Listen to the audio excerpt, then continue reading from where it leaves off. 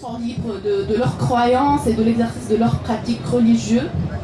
Cependant, la propagande religieuse est interdite dans l'administration publique, bien évidemment dans les textes qu'on a proposés, et la propagande politique est interdite dans les lieux de culte. L'État est donc le seul compétent dans la gestion et la sauvegarde des lieux de culte. Par ailleurs, l'administration publique est soumise au principe de la neutralité politique. Ayant souffert pendant des décennies de l'interdiction de toute forme d'expression publique, de rassemblement, de manifestations, de réunions, etc., nous avons insisté sur la primordialité de ce droit. Le droit de la liberté d'opinion, d'expression est un droit fondamental pour tout individu. Et le droit syndical et le droit de grève sont garantis par l'État. Ayant aussi souffert de la déformation des médias pendant les années du règne de Ben Ali, il est impératif pour nous que la nouvelle constitution garantisse la liberté et l'indépendance de toute forme de médias, audiovisuels, écrites ou électroniques, étant conscient que la liberté d'expression est un indicateur de la bonne santé d'un État. De même, le droit à la culture est primordial et l'État se doit de promouvoir la production culturelle, de le diffuser et de le conserver. Je vais finir cette partie par souligner un point important qui, selon moi, est l'un des événements qui ont déclenché la révolution tunisienne, qui est l'inégalité entre les régions. La mauvaise gestion du pays pendant des années a créé des différences et un écart énorme entre les régions les régions intérieures et les régions côtières. Une telle égalité est inacceptable dans la Tunisie telle que nous l'apercevons. Donc plusieurs solutions ont été proposées par les textes qu'on a écrits, notamment la concrétisation des principes de solidarité, de partage des richesses de la nation, du droit à l'emploi et surtout la décentralisation des pouvoirs. Je vais laisser Rania vous expliquer plus le principe de la décentralisation. Le slogan qui a marqué la révolte du bassin minier en 2008 était « L'argent du peuple dans les palais, les enfants du peuple dans les temples ». Ce slogan a été repris par les habitants de Sidi Bouzid. Si on essaie de les décortiquer, on trouve qu'au-delà de la dénonciation, de la corruption, du pillage des richesses et de la répression, ils dénoncent aussi une répartition inégalitaire des richesses de l'État et la disparité entre les régions, étant donné que les palais, on ne les trouve pas dans ces régions riches. La décentralisation permettra donc à la population, à chaque région, non seulement d'élire ses représentants sur un niveau local et régional, mais d'être aussi responsable avec l'État du développement régional, tel que l'énoncent successivement les articles 105 de notre proposition de constitution et l'article 106. Je cite l'article 105. Le régime politique est fondé sur le principe de la souveraineté du peuple, qu'il exerce à travers l'élection de ses représentants à tous les niveaux, local, régional et national. La structure des pouvoirs au sein de l'État et sa hiérarchisation est fondée sur la décentralisation, appuyée sur la démocratie locale. Le processus repose sur une double délégation de pouvoir central. D'une part, sur les élus locaux et régionaux, c'est la décentralisation. D'autre part, sur les représentants des institutions de l'État, tels que les ministères, c'est la déconcentration. Ainsi se trouve confirmé un double objectif de l'administration, la cohésion nationale et les libertés locales. C'est un moyen que nous avons choisi pour alléger l'État et limiter son contrôle et sa mainmise.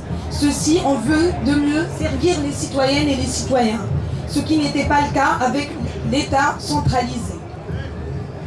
Le peuple veut était le slogan clé de la révolution tunisienne, repris par d'autres pays tels que l'Égypte, la Syrie, le Yémen, le Bahreïn.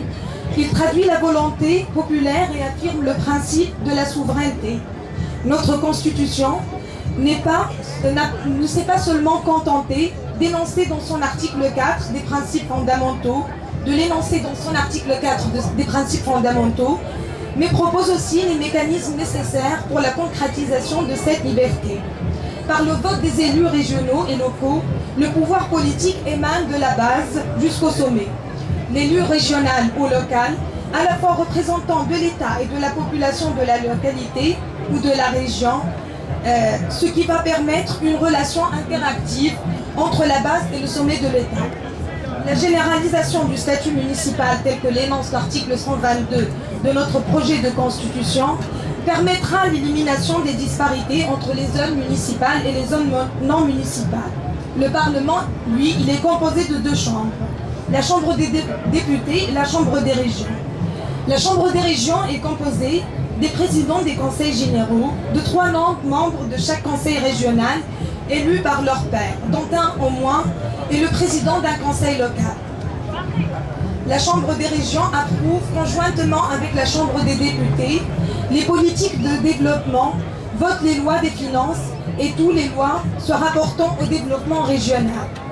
L'existence de la Chambre des régions permettra l'implication des élus régionaux et locaux dans le développement de leur région et empêchera la tutelle de l'État sur les projets régionaux. La population de la région n'aura plus affaire à un vis-à-vis lointain, mais à son représentant direct dont elle peut assurer le contrôle. Par des gages, on entend dans notre Constitution que le Parlement, avec ses 2 chambres, peut révoquer le gouvernement et retirer sa confiance. Fini aussi par le président, le super-président qui détient tous les pouvoirs. Le pouvoir dans notre Constitution, le pouvoir du président dans notre Constitution n'est qu'un pouvoir négatif. En adoptant ce modèle de démocratie participative et en s'appuyant sur une démocratie régionale, on peut asseoir un vrai pouvoir populaire et rompre définitivement avec la mainmise des gouvernants sur l'État, en assurant un contrôle continu sur toutes les structures de l'État. Le peuple sera le seul et unique souverain. Merci. Je passe la parole à Ziad. Sur le contrôle des... Merci Rania. En ce qui concerne la partie, je vais vous parler de choses beaucoup plus techniques, mais vous allez voir, ça va nous permettre de comprendre que nous parlons de choses vraiment concrètes. Parce qu'on entend souvent parler de pouvoir au peuple ou démocratie participative, mais en Tunisie, on ne sait pas vraiment ce que ça veut dire. Donc nous, je vais vous parler de ce que nous proposons dans notre projet de constitution, de quelques mécanismes qui vont permettre au peuple de concrètement exercer son plein pouvoir. Tout d'abord, le peuple exerce sa souveraineté par l'intervention directe dans les affaires publiques et par l'intermédiaire de ses représentants élus au niveau local, régional et national. Toutes les citoyennes et citoyens exercent leur droit démocratique par les élections, le référendum, l'initiative populaire et le veto populaire. Donc on a un référendum constitutionnel, législatif, local et régional. Cela dépend du texte concerné. Ensuite, l'initiative populaire que tout citoyen, par exemple, il peut proposer une initiative au niveau national, par exemple sur la révision de la Constitution ou les lois, ou sur le plan local et régional, pour proposer des décisions à prendre, etc. Ensuite, on a le veto populaire qui permet aux gens de faire une opposition sur les lois au niveau national, ou par exemple au niveau local et régional d'exprimer leur mécontentement par rapport aux décisions prises par les autorités locales et régionales. On a proposé aussi dans ce projet de constitution quelques mécanismes qui se concrétisent par des instances constitutionnelles qui vont gérer toutes ces polémiques par des lois très précises On a par exemple la haute instance indépendante pour les élections qui va organiser et superviser toutes les opérations des élections à venir. Sera indépendante. Ces membres seront nommés par le président de la République sur proposition conjointe du Parlement, du chef du gouvernement et du Conseil supérieur de la magistrature. La totalité de ces travaux sera publique, sera amenée à créer des comités régionaux et locaux. On a aussi l'instance nationale indépendante pour la transparence, qui est une chose très importante. On a beaucoup parlé de transparence en Tunisie. Ces membres seront nommés par le président sur proposition du Premier ministre après approbation de la Chambre des députés. Elle devra écrire un rapport national annuel qui sera public.